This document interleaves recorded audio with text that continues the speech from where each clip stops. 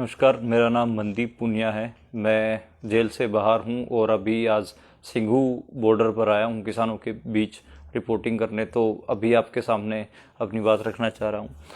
मैं अपनी बात शुरू करूंगा जो 30 तारीख को जो घटना हुई उससे। मुझे पुलिस ने उठाया, मेरे साथ मारपीट की और उसके बाद मुझे तिहाड़ जेल में भेज दिया और मेरे ऊपर कई केस लगा दिए।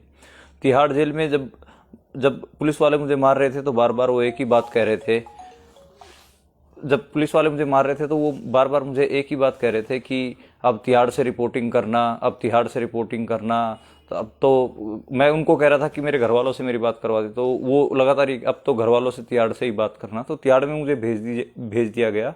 वहां मैं जाता हूँ तो मैं देखता हूँ कि जो किसान थे, किसान भी वहां पर बहुत सारे बंद थे। मुझे जिस बैरक में रखा गया, जिस चक्की में रखा गया, वहां भी किसान ही थे। जो मेरे साथ किसान बंद थे जसविंदर सिंह, मानसा के जो पैरो गांव है उस गांव के रहने वाले किसान थे मेरे साथ। तो शुरू में लग रहा था कि मैं विक्टिम हूं पुलिस की मारपीट का और पुलिस ने जो मेरे साथ बदसलूकी की है उसका। लेकिन वहां पर मैंने देखा कि जो किसान है उनके जो शरीरों पे ज्यादा चोटी थी। मुझे लगा कि वो मुझसे ज्यादा बड़े विक्टिम हैं। तो हम जो पत्रकार हैं लगातार ये बात तो करते ही हैं कि हम सत्ता द्वारा सताए गए लोगों की रिपोर्टिंग करते हैं। तो मुझे लगा कि मुझे यहाँ इनके इनके बारे में भी रिपोर्ट करनी चाहिए। तो मैं जब तिहाड़ से जब मैं निकला तो मैं उनके नाम अपने पैरों पे लिख के लेके आया और जो उन्होंने बयान दिए थे वो भी मैं अपने पैरों पे लिख के लेके आया, ताकि आप तक वो बात पहुंच सके। एक एक चीज मैं और ध्यान दिलाना चाहूंगा कि इसमें जो जितने भी किसानों से मैं मिला, सारे के सारे किसान जब वो अपने प्राइवेट निजी कामों के वास्ते मार्केट में गए थे, कोई सब्जी खरीदने गया था, कोई कपड़े खरीदने गया, तो वहां से उठाए गए हैं और उनके साथ बहुत बुरी तरीके से मारपीट की गई है। उसमें एक एक किसान का मैं बताना चाहूंगा, हरियाणा से थे, जगबीर सिंह रिठाल गांव के। वो तो अपने भाई के पास जा रहे थे, उनको एक प्राइवेट कार में से उठाया गया। ऐसे ही जो बाबा जीत सिंह थे, बाबा जीत सिंह हरियाणा के जो मुख्यमंत्री हैं, उनके गांव में गुरुद्वारा है। उस गुरुद्वारे में ग्रंथी हैं। वो बुराड़ी मैदान में जो किसान थे उनको लंगर खिला रहे थे, उनको वहां से उठाया गया। 70 साल के हैं बाबा जीत सिंह। उनके उनके शरीर पे भी चोटों के निशान थे। तो जितने भी किसान थे वो असल में उनकी हिम्मत पूरी कायम थी, उनके हौसले पूरे कायम थे।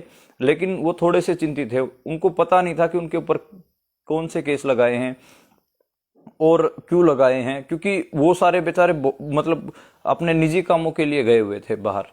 तो एक ये था। दूसरा मैं ये कहना चाहूंगा कि जो मेरे ऊपर जो हमला हुआ जो हुआ वो इस वजह से हुआ क्योंकि जो रिपोर्टिंग कर रहा की थी मैंने एक दिन पहले, जिसमें मैंने बताया था कि जो बीजेपी के जो कार्यकर्ता थे उन्होंने किसानों के ऊपर पत्थर चलाए और पुलिस ने कैसे उनका साथ दिया, उस रिपोर्ट की वजह से पुलिस ने मुझे टारगेट किया।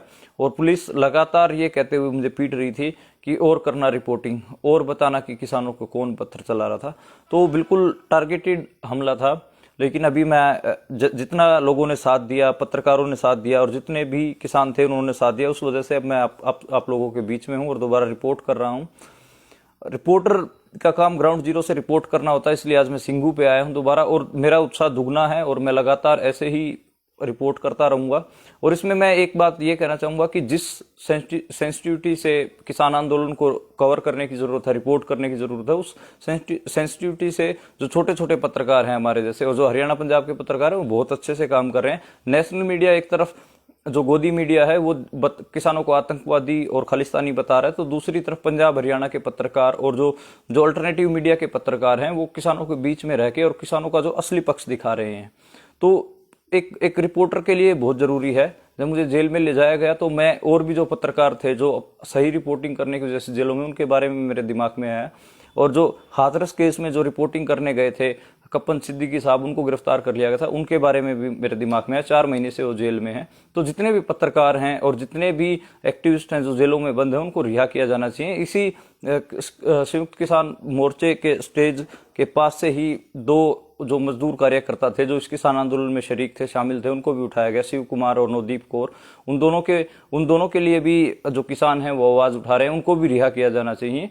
तो ये जो दिल्ली किसान आंदोलन है इसमें सरकार खुद कह रही है कि उन्होंने 120 के करीब किसानों की गिरफ्तारी की है और वो गिरफ्तारी के बावजूद वो ये ड्रामा भी कर रही है कि जो हमारे दरवाजे बातचीत के लिए खुले हैं, ये कैसे दरवाजे खुले होना हो गया कि एक तरफ आप किसानों को गिरफ्तार कर रहे हैं, दीवारें ऊंची कर रहे हैं, सड़कों के ऊपर कीले लगा रहे हैं, सरिये लगा रहे हैं, और दूसरी तरफ आप कह रहे हैं कि बातचीत के दरवाजे खुले हैं। बातचीत के दरवाजे तब खुले मानते हम जो जितने भी किसान थे उनको बाइज्जत बरी किया जाए, उनको छोड़ा जाए जेलों से, और जो सड़कों के ऊपर इतने बड़े बड़े आपने पत्थर और सरिये लगा दिए उनको हटाया जाए, तब बातचीत संभव, जब बातचीत हो तो वो समझ में आता है।